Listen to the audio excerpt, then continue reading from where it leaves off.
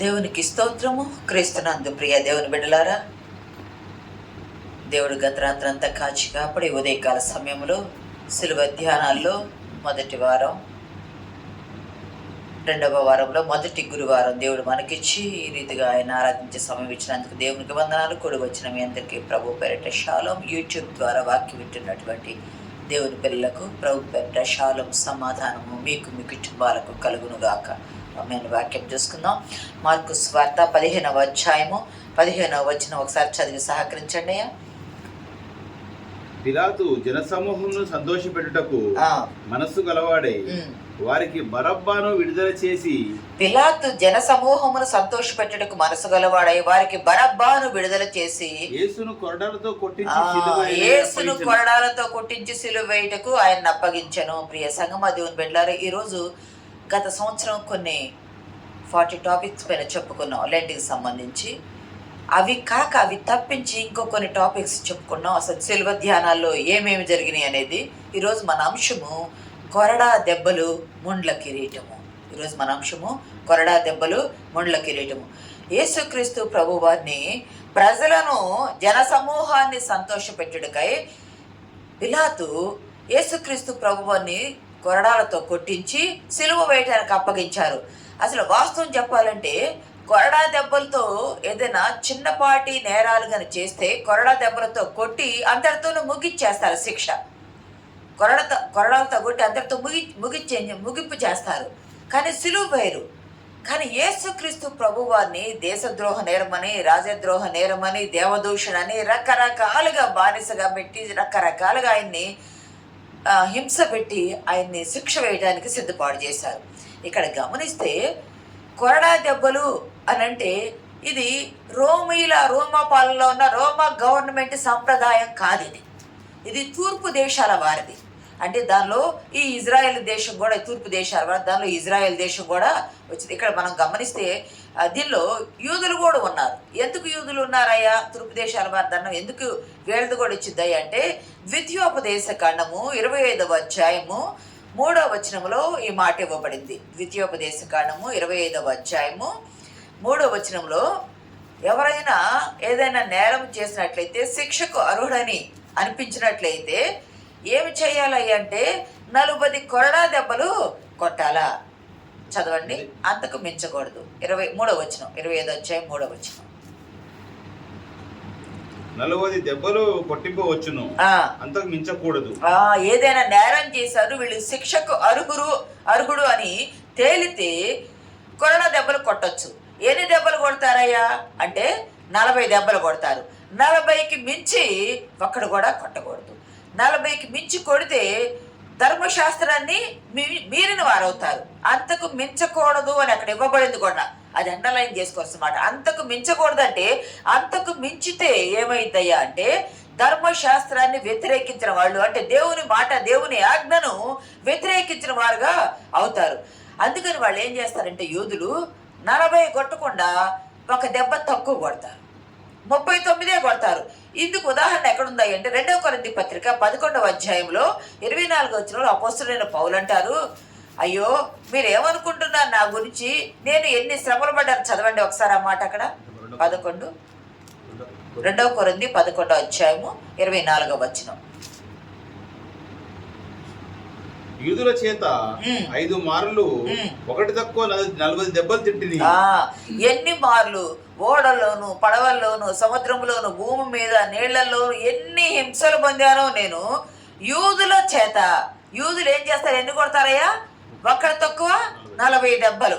39 అని ఇవ్వరు అక్కడ, 39 అని ఇవ్వరు, కానీ ఒక్కడి తక్కువ 40 దెబ్బలు. అంటే అట్లా 195 దెబ్బలు తిన్నాడు 5 మార్లు. 5 మార్లు 195 దెబ్బల దాకా తిన్నాడు. అంటే యూదుల సిద్ధాంత ప్రకారం లేదా ధర్మశాస్త్రం ప్రకారం 39 ఈ 40 దెబ్బల్లోపు అంటే 39 కొట్టాలనేది వాళ్ళ రూలు. కానీ ఇది ఎట్లా కొడతారా అంటే కొరడా దెబ్బలు కొట్టేటప్పుడు యేసుక్రీస్తు ప్రభువాన్ని కూడా ఈయన మీద నేరం లేదని పిలాతు ఎరిగి కూడా ఆయన్ని శిక్షించమని, కొరడా దెబ్బలతో సరిపోయింది ఎవరిని శిక్షించమంటే ప్రజలు కొరడా దెబ్బలు కొట్టిన తర్వాత మళ్ళీ సిలువ వేయమని వారు కేకలు వేశారు. ఆ కొరడా దెబ్బలు కొట్టే ముందు ఏం చేస్తారంటే శరీరం పైన వస్త్రాలను తొలగించి ఒక స్తంభానికి కట్టివేసినట్టు లేదా మోకాళ్ళ మీద కూర్చోబెట్టి ఏం చేస్తారా అంటే బలిష్ఠులైన మనుషులు నిలవబడి ఆ సిలువ కొరడ దెబ్బలు కొట్టడానికి ఇస్తారు. తక్కువ స్థాయి వాళ్ళకైతే కొరడ దెబ్బలు కొట్టి వదిలేస్తారు. కానీ ప్రభువారు మరి వారి దృష్టిలో ఏ ఎక్కువ స్థాయి నేరాలు చేశారో తెలియదు. కానీ సర్వ మానవాళి పాపం ఆయన మీద మోపబడింది కాబట్టి, లోకములో లేని ఎవరూ చేయనంత నేరము ఆయన మీద మోపబడింది కాబట్టి అన్ని కొరడా దెబ్బలు ఆయన కొట్టారు. ఇక్కడ గమనిస్తే అసలు కొరడా అనే దాన్ని హిందీ పదం చబుకు లేదా జాటి అనే మాట, తెలుగులో అయితే చండ్రకోల కానీ తోలు పట్టి అని కానీ వాడతారు. కానీ దీనిలో లాటిన్లో మస్టిగు అనే మాట వాడారు. అదే గ్రీక్లో అయితే ఫ్లగెల్లో అనే వాడారు. మనకి తెలుగులో కొరడా అంటాము లేదా చండ్రకోల అనే మాట మనము వాడుతూ ఉంటాము. కానీ గమనించినట్లయితే ప్రియ సంగమ దేవుని బిడ్డలారా, ఇక్కడ యేసుక్రీస్తు ఈ కొరడా రూపం ఎట్లా ఉందయ్యా అంటే, ఆ కొరడా కొట్టారంటాము. కొరడా రూపం ఎట్లా ఉందయ్యా మనం అనుకుంటే, తోలుతో చేయబడ్డటువంటిది లేదా జంతువుల నరాలతో తోలు దట్టి ఉంటుంది. కానీ అక్కడుండి సన్నగా వెళ్ళిపోయి ముడులతో వెళ్ళిపోయి సన్నగా వెళ్ళిపోయి జంతువు నరాలతో గట్టిగా చేయబడ్డదానికి లాస్ట్లో ఏం చేస్తారా అంటే 3 విభాగాలుగా విభజిస్తారు. ఆ కొరడాన్ని 3 విభాగాలుగా విభజించి ఒక్కొక్క విభాగానికి 3 ముళ్ళు ఉంటాయి. మూడు తీగలాగా వేలబడుతూ ఉంటాయి. అంటే 3 ముళ్ళ 9 ఉంటాయి. దాన్ని ఏం చేస్తారు, ముడులు వేసి ఆ కొరడాకి ముడులు వేసి ఏమంటారు, జంతు నరాలతో చేసింది కదా తోలు దట్టేలాగా, ఆ వేల దానికి సన్నని రజను ముక్క లాంటి, ఎంత సన్నగా అంటే గోరు తీస్తే ఎంత పల్చగా ఉంటుందో అంత పల్చటి లోహపు ముక్కలు, అంటే కొక్కేలు వలె ఉండేటటువంటి ముక్కలను పెడతారు, లోహపు తుంటల్ని పెడతారు అక్కడ. అవన్నీ సన్న జంతువు ఎముకలు చెక్కినట్టు చేసి వాటిని గుచ్చుతారు. వాటిని గుచ్చినప్పుడు అవన్నీ ఆ ముళ్ళతో, ఆ 3 ముళ్ళు 9 తీగల్లాగా ఉంటాయి కదా, అవి వేలబడుతూ ఉంటాయి. జడలుగాని కుచ్చులు వేసినట్టు వేలబడుతూ ఉంటాయి. బలిష్ఠులైన మనుషులు ఏం చేస్తారా అంటే మోకాళ్ళ మీద కూర్చోబెట్టి ఇట్లా చేతులు ముందుకన్నా పెట్టిస్తారు, లేదా ఒక స్తంభానికి చేతులు పెట్టి, అందుకే యేసుక్రీస్తు ప్రభు వారిని కూడా రాళ్ళు పరిచిన స్థలంలో గబ్బాత అనే స్థలంలో పెట్టి రాళ్లతో కొట్టారనేది అంటారు. ఆ స్తంభానికి కట్టివేసినట్టు, దాన్ని పదస్తంభం అంటే దాన్ని కట్టివేసినట్టు చేసి అక్కడ ఏం చేస్తారయ్య అంటే బలిష్ఠులైన మనుషులు నిలవబడి ఈ భుజం పై నుండి 13 దెబ్బలు, ఈ భుజం పై నుండి 13 దెబ్బలు, వీపు కింద భాగము 13 దెబ్బలు కొట్టేవాళ్ళు. అంటే 13 ముళ్ళు 39 దెబ్బలు.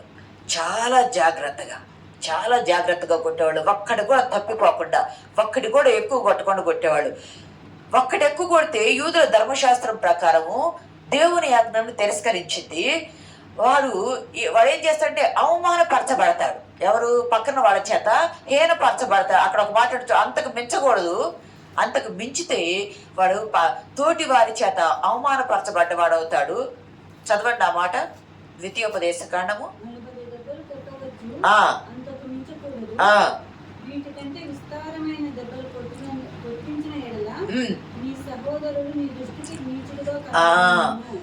ఆ కొట్టినప్పుడు అతనికి తోటి వారికి ఎట్లా కనిపిస్తాడు? నీచుడుగా అసహ్యకరమైన వారిగా కనిపిస్తాడు. అంటే నువ్వు శిక్ష వేయటల్లా, నువ్వు శిక్ష వేస్తే 39 దెబ్బలే కొట్టాలా. శిక్ష కాకుండా నువ్వు అంతకు మించి వేస్తున్నావంటే నువ్వు ఎట్లా అంటే నీచుడు అయిపోతావు. మనుషులకే కాదు దేవునికి కూడా, అంటే దేవుని ఆజ్ఞ అతిక్రమించినట్లు అవుతుంది. అయితే ఈ 39 దెబ్బలు ఎట్లా కొడతారయ్య అంటే బలిష్ఠుడైన మనుషులు బలవంతా ఉపయోగించి కొడితే ఆ కోడాకు ఉన్నటువంటి, నేను చాలాసార్లు కూడా లెంట్లో చెప్పాను మీ మాటలు, ఆ కొట్టినప్పుడు అది పోయి వీపు అంతా ఇట్లా పెట్టి ఉంటారు కదా స్తంభానికి కట్టేసినట్టు, అది పోయి వీపు మీద ఉన్న మాంసానికి అతుక్కుంటుంది. సన్నటి బ్లేడులాగా పల్చగా ఉండే సన్నటి తీగల్లాంటి ముక్కలు కదా, ఎముకలతో కానీ లోహపు తుండలతో కానీ లేదా కుక్యం గాలాలు ఉన్నట్టుగా చేస్తారు. కాబట్టి అది కొట్టినప్పుడు వెళ్ళి దానికి వీపుకి అతుక్కుంటుంది. మళ్ళా ఎంత గట్టిగా కొట్టారో అంత గట్టిగా లాగేస్తారు ఆ కొరడాని. లాగినప్పుడు అది వీపుకి గుచ్చుకున్నప్పుడు ఆ లాగటం వల్ల అక్కడ గుచ్చుకున్నది వచ్చేటప్పుడు మాంసపు ముద్దలను తీసుకొని వస్తుంది. మాంసాన్ని చీల్చినట్టు చర్మాన్ని చీల్చింది, మాంసాన్ని చీల్చుకుంటూ వచ్చింది. అట్లా 13, 13, 13, 39 దెబ్బలు కొట్టటాన వీపు ఏమవుతాయి అంటే మాంసం అనేది లేకుండా ఎముకలు కనిపిస్తూ ఉంటాయి. ఎముకల గూడు వలె అయిపోయింది. ప్రియ సంగమా, దేవుని బిడ్డలారా, ఇది ఇట్లా శిక్షించడంలో ఉద్దేశం ఏందయ్యా అంటే మాంసం అంతా అంటే వీళ్ళు చేసిన ఈ నేరాలు ఈ శిక్షలతో సరైందేమో అనుకుంటే సరైంది కాదు, ఇంకా సిలువ వేయాలని కేకలు పెట్టారు. 39 వస్త్రం మీద కొడితే కొంచెం నొప్పి తగ్గు, కానీ వస్త్రం తీసేసి ఒంటి మీద కొట్టారు కదా, మాంసం ముద్ద అయిపోయి. ఎందుకు కొట్టారయ్యా? మాంసం ముద్దగా మారింది. అది ఎందుకు కొట్టారయ్యా అంటే యెషయా గ్రంథం 53:10లో ఒక మాట ఉంటుంది, అతనిని నలుగగొట్టుట, ఆయన నలుగొట్టుట యెహోవాకు 53:10లో ఉంటది. అతనిని నలుగగొట్టుటకు యెహోవాకు ఇష్టమాయను. ఇది ఎప్పుడు రాశారయ్యా? యెషయా ప్రవక్త ద్వారా ఎప్పుడు రాయబడింది అంటే క్రీస్తుకు పూర్వము 700 సంవత్సరాల్లో రాయబడింది. ఏడీలో క్రీస్తు శకము ఏప్రిల్ 30వ తారీఖున, ఏప్రిల్ 7వ తారీఖు శుక్రవారం రోజు 30వ సంవత్సరము ఏప్రిల్ 7వ తారీఖు క్రీస్తు శకం 30వ సంవత్సరం ప్రభువాన్ని ఇచ్చేసింది. ఏప్రిల్ 7వ తారీఖున, ఏప్రిల్ 7వ తారీఖు 30వ సంవత్సరాన ప్రభువాన్ని ఇలాగ కొట్టింది. 700 సంవత్సరాలకు ముందు చెప్పబడ్డ ప్రవచనము ఆ రోజు నెరవేరింది. అతను నలుగొట్టుట యెహోవాకు ఇష్టమాయను. ఇంకో ప్రవచనము ముందు కూడా చూడండి. అదే యెషయా గ్రంథము 50వ అధ్యాయం 6వ వచనం. కొట్టువారికి నీ వీపును అప్పగించి తిని, నా వీపును అప్పగించి తిని, వెంట్రుకలు పెరికివేయి వారికి నా చెంపలను అప్పగించి తిని, ఉమ్మివేయి వారికి అవమానపరచు వారికి నేను నా ముఖమును దాచుకొనలేదు. ఇక్కడ ప్రభు అంటున్నాడు, దేవుడు అంటున్నాడు, కొట్టువారికి నా వీపును అప్పగించాను, ఉమ్మివేయి వారికి నా ముఖము అప్పగించాను, నా చెంపలు వెంట్రుకలు పెరికివేయి వారికి ఆయన చెంపలు అప్పగించాడు. ఆయనను ముఖం మీద గుద్ది, నిన్ను గుద్దింది ఎవరో చెప్పమని అపహసించారు. చెంపలకున్న వెంట్రుకలను వారు పీకివేశారు. ఆ వెంట్రుకలు పీకటం వల్ల మొహమంతా కమిలిపోయింది, గుద్దటం వల్ల ముఖమంతా వాచిపోయింది, ఉమ్మి వేయటం వల్ల మొహమంతా కప్పబడింది. ఒక్కళ్ళు కాదు కదా వేసింది, మొహమంతా కప్పబడింది. పాత నిబంధనలో పాపం చేసినప్పుడు దేంతో కప్పుతారంటే జంతువును చంపి దాని రక్తంతో పాపాన్ని కప్పుతాము అంటాం కదా. మన పాపము యేసుక్రీస్తు మీద ఎలా కప్పబడింది అంటే కొట్టబడి, గుద్దబడి, ఉమ్మివేయబడి, రక్తము చీల్చబడి, రక్తము మాంసపు ముద్దలు చీల్చబడి రక్తము బయటకు వచ్చి మన పాపమంతా ఆయన మీద కప్పబడింది. ఇంకా ఆయనకు సొగసు స్వరూపము లేదు కదా, ఆయన గుర్తుపట్టలేం కదా. నేను చెప్పుకున్నట్టు లేత మొక్క వలెను, ఎండిన భూమిలో మొలచిన మొక్క వలెను ఆయన పెరికివేయబడ్డాడు కదా. ఆయనను గుర్తించలేకపోయారు కదా. ఎంత బాలుడు సుందరుడైనట్టు చూచారు ఆ రోజు. ఆ సుందరుడైన బాలుడు ప్రభువాన్ని ఎట్లా అయ్యారంటే గుర్తించలేని వారుగా అయ్యారు. ఇది ఎప్పుడు రాశారయ్యా? ఇంకో మాట కూడా చూడండి, కీర్తనల గ్రంథము 129 3వ వచనం. దున్నువారు నా వీపు మీద దున్నిరి, వారు చాళ్లను పొడుగుగా చేసిరి. ఇక్కడ గమనిస్తే దున్నువారు కీర్తనల గ్రంథము ఇది ఎప్పుడు రాయబడింది అంటే క్రీస్తుకు పూర్వము 1000 మధ్య రాయబడింది. క్రీస్తుకు పూర్వము దావీదు 940 1000 మధ్య రాయబడ్డ లేఖన ప్రవచనం ఇది. దున్నువారు నా వీపును దున్నారు, దున్నుటకు అది నాగటి చాలవలే ఆయన వీపు దున్నబడింది. నాగటి చాలవలే ఆయన వీపు దున్నబడింది. ప్రియ సంగమా, దేవుని బిడ్డలారా, కొట్టువారికి వీపును అప్పగించారు. పొలము దున్నితే ఏ రీతిగా నాగటి చాలవలే లైన్లుగా వస్తుందో క్రమముగా ఇటు 13 ఇటు 13 కింద 13 కొట్టడం వల్ల ఆయన వీపు ఏమైందంటే చూసేవారికి పొలము దున్నిన రీతిగా అయిపోయింది. ప్రియ సంగమా, దేవుని బిడ్డలారా, ఈ ప్రవచన ఎందుకు కొట్టారయ్యా అంటే ప్రవచన నెరవేర్పు జరగటానికి. 39 దెబ్బలే ఎందుకు కొట్టారయ్యా? అంతకు మించి ఎందుకు కొట్టకూడదు, లేదా అంతకు మించి తక్కువ ఎందుకు కొట్టకూడదు అంటే ఇక్కడ గమనిస్తే పాత నిబంధనలో యూదులకు తనాక అనే ఒక పుస్తకం ఉంటుంది. తనాక అంటే తా అంటేనేమో తా అంటే తోరా ధర్మశాస్త్రము, నా అంటే నబియం అంటే ప్రవక్తల పుస్తకాలు, కేయక్క అంటే కెతుబియం అంటే అది జ్ఞాన సాహిత్యము, చరిత్ర గ్రంథం. ఇవి మొత్తం కలుపుకొని దాన్ని ఏమంటారంటే తనాక. ఈ బైబిల్ అంతా వాళ్ళ ధర్మశాస్త్రం ప్రకారం, ఈ తనాక ప్రకారం పాత నిబంధన అంతా క్రొత్త నిబంధన వారు వాడరు కదా. పాత నిబంధన అంతా ఎన్ని పుస్తకాలు ఉన్నాయి మనకు? 39 పుస్తకాలు ఉన్నాయి. పాత నిబంధనలో ఉన్న ఆదికాండం మొదలుకొని మలాకి వరకు ఉన్న పుస్తకాలన్నీ కూడా 39 పుస్తకాలు. అంటే నీవు మా దేవుణ్ణి, నీవు తండ్రిని, నేను దేవుని కుమారుణ్ణి నువ్వు చెప్పుకొని దేవదూషణ చేస్తున్నావు కదా. మా ధర్మశాస్త్రం ప్రకారం నిన్ను కొరడా దెబ్బలతో కొడతాము. మా పుస్తకాలన్నీ 39. మా పుస్తకాలన్నీ 39 కొరడా దెబ్బలు, ఒక్కొక్క పుస్తకానికి ఒక్కొక్క శిక్ష చొప్పున కొరడా దెబ్బలు.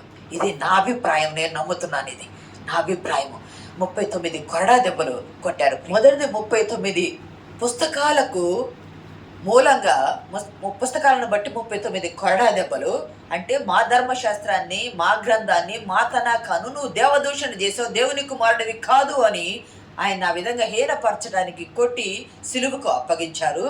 యెషయా గ్రంథం 53:5 లేదా 1 పేతురు 2:24 ఒక మాట ఉంటుంది, చదవండి. మన అతిక్రమములను బట్టి అతడు గాయపరచబడెను, మన దోషములను బట్టి నలుగగొట్టబడెను, మన సమాధానార్థమైన శిక్ష అతని మీద పడెను, అతడు పొందిన దెబ్బల చేత మనకు స్వస్థత కలుగుతుంది. అతడు పొందిన దెబ్బల ద్వారా మనకు స్వస్థత కలుగుతుంది. ఇదే 1 పేతురు పత్రిక 2:24 ఆయన గాయాల ద్వారా స్వస్థ, ఆయన పొందిన గాయాల ద్వారా 1 పేతురు పత్రిక 2:24 ఉంటది. మనము పాపముల విషయమై చనిపోయి నీతి విషయమై జీవించినట్లు ఆయన తానే తన శరీరమందు మన పాపములను రాని మీద మోసుకొనెను, ఆయన పొందిన గాయముల చేత మీరు స్వస్థత నొందితిరి. ఈ గాయాలన్నీ ఎందుకని అంటే మన పాపాల నిమిత్తం అని పేతురు ద్వారా చెప్తున్నాడు. మన పాపాల ద్వారా ఆయన గాయపరచబడ్డాడు. ఆయన గాయపరచబడటం ద్వారా, ఆయన పొందిన గాయాల ద్వారా మనకు స్వస్థత వస్తుంది. ప్రియ సంగమా, ఆయన పొందిన గాయాల ద్వారా మనకు స్వస్థత వస్తుంది. మూడవది ఏమిటంటే, వాళ్ళు దేవుని లెక్క ప్రకారము 39 కొట్టారు. కానీ ఒక పండితుని అభిప్రాయం ప్రకారము నేటి వైద్య లోకములో, మెడికల్ డిపార్ట్మెంట్లో మనుషులకు ఎన్ని రకాలైన రోగాలు ఉన్నాయ్యా అని అంటే, మెడికల్ సైన్స్నంట 39 విభాగాలుగా విభజించారు. మెడికల్ సైన్స్ని 39 విభాగాలుగా విభజించారు.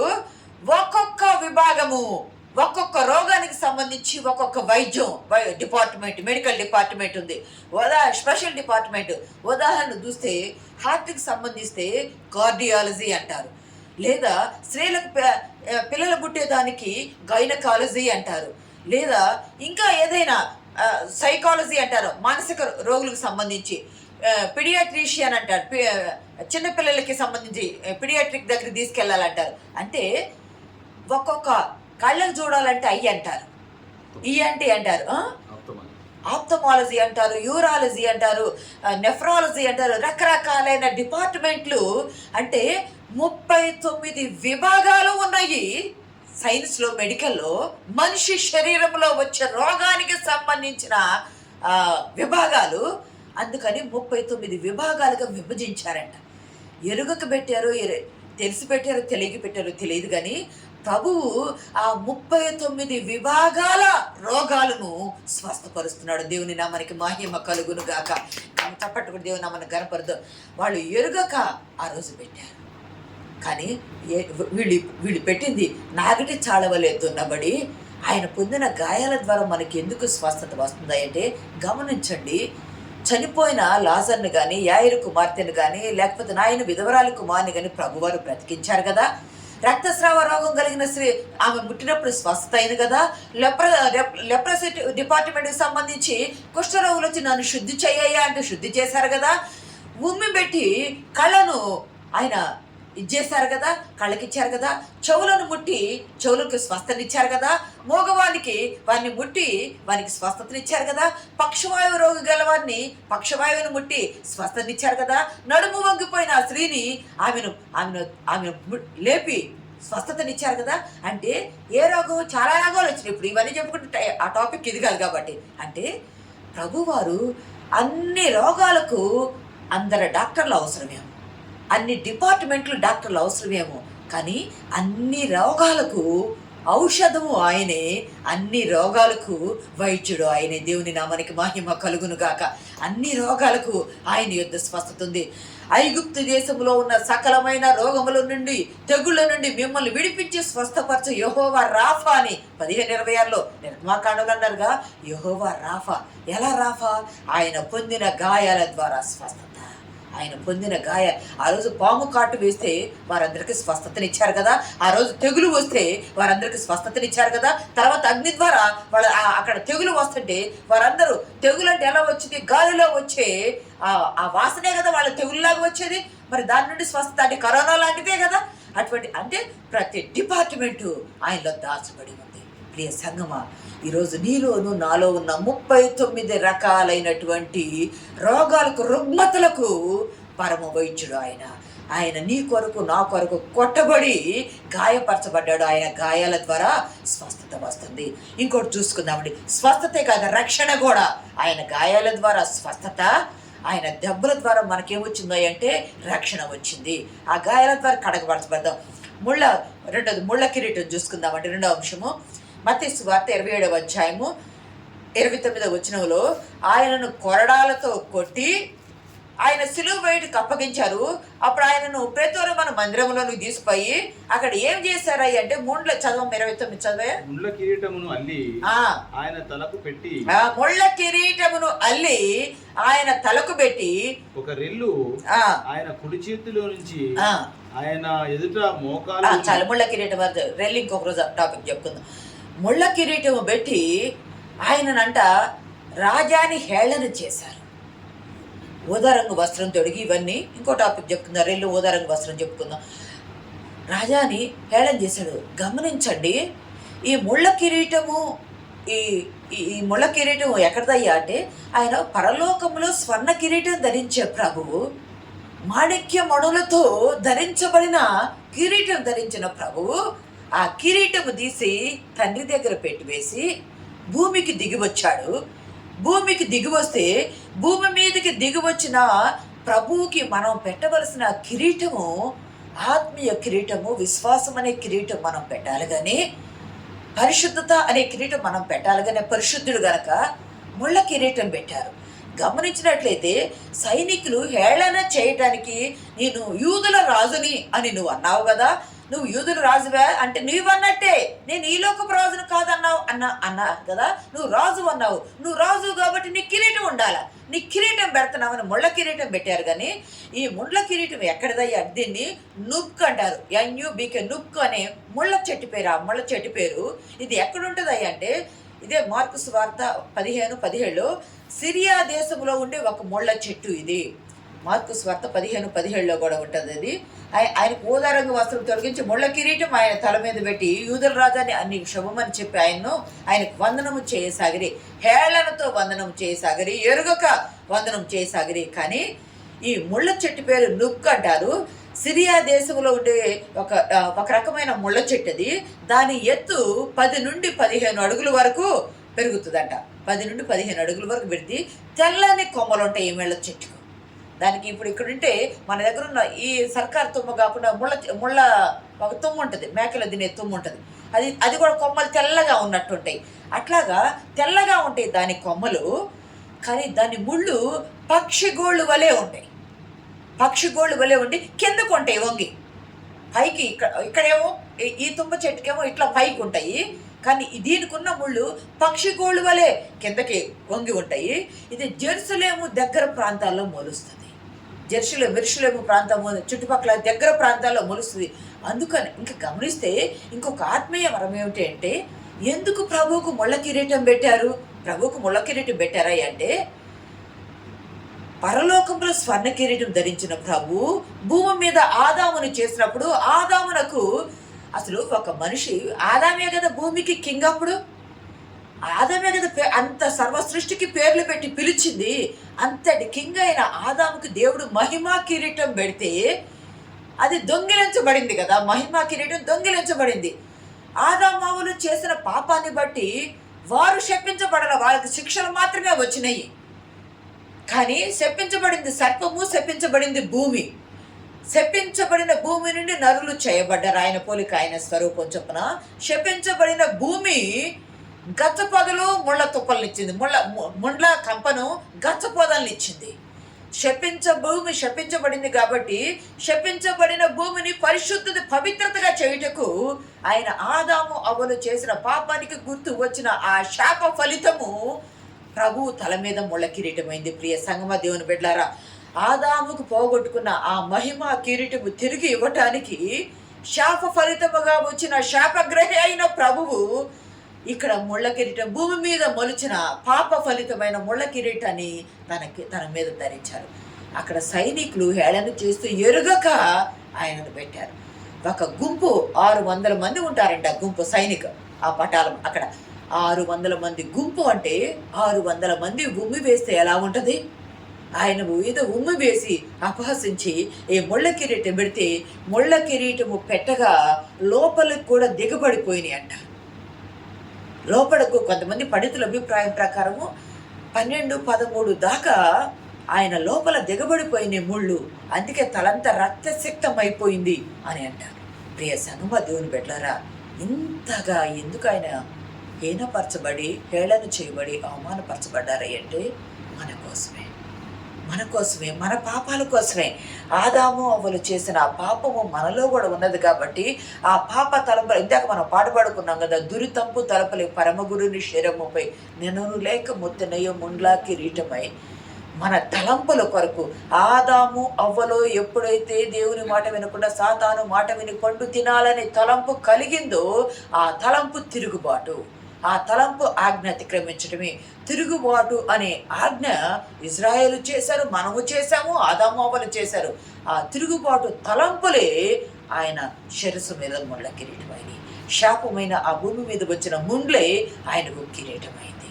ప్రియ సంగమా దేవుని బిడ్డలారా, నీ కొరకు నా కొరకు పరలోకపు దేవుడు పరమును విడిచి భూమి మీదకి వచ్చి అంతగా ఆయన నల్లగొట్టబడితే, అంతగా ఆయన హీనపరచబడితే, అంతగా ఆయన మనకు స్వస్థతనివ్వడానికి, మనకు రక్షణ ఇవ్వడానికి, మనల్ని పరలోకం చేర్చడానికి ఎంత త్యాగం చేస్తుంటే, మనం ఆయన త్యాగాన్ని విలువలేనిదిగా చేస్తూ ఉంటే మనకు శిక్షకు పాత్రలమే కదా, మనం శిక్షకు పాత్రలమే. ఆయన త్యాగానికి విలువలేని వారుగా మనం ఉండకూడదు. కానీ ఆయన ఇచ్చిన గాయాల ద్వారా ఇచ్చిన స్వస్థత రక్షణను మనం వ్యర్థము చేయక, బూడిదలో పోయక, దాన్ని విలువైనదిగా ఎంచి మనం ఇంతవరకు మారకుండా ఉంటే మన జీవితాలు మన కొరకు ఆయన తృణీకరించబడ్డారు.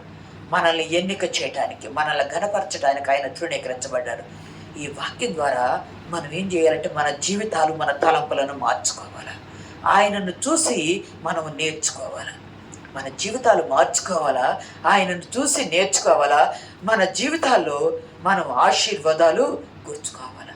ప్రియ సంగమా దేవుని బిడ్డలారా, అపరంజి కిరీటము తీసి దేవుని కుమారుడుగా మళ్ళ కిరీటం పెట్టబడింది. దేవుని కుమారుడికి అపరంజి కిరీటం తీసి దేవుని కుమారుడికి మళ్ళీ కిరీటం పెట్టబడింది. మనం పరలోకి వెళితే ఆయన అంటాడు, ప్రకటన గ్రంథంలో ఉంటాయి కదా, మీకు కిరీటాలు ఇస్తానన్నాడు, తెల్లని రాతని ఇస్తానంటాడు, జీవవృక్ష అన్నీ మేలులతో కూడిని ఇస్తానంటాడు. ఇంత శ్రమలు అనుభవించింది మన కొరకే. మనం ఆయన సన్నిధిలో ఎలాగుండాలి అంటే విశ్వాస యాత్రను, ఆత్మీయ యాత్రను భయముతో, భక్తితో, శ్రద్ధతో ముందుకు కొనసాగించుటకు పరిశుద్ధాత్మ దేవుడు మనకు సహాయం దయచేయను గాక. ఆమేన్.